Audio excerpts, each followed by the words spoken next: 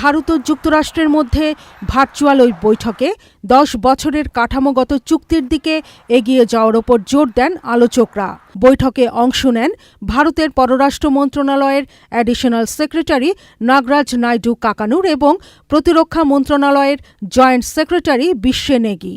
যুক্তরাষ্ট্রের পক্ষে ছিলেন bureau of south and central Asian অ্যাফেয়ার্সের senior bureau officer Bethany P Morrison এবং defence for Indo Pacific securities অ্যাফেয়ার্সের acting assistant secretary Jedidiah P royal.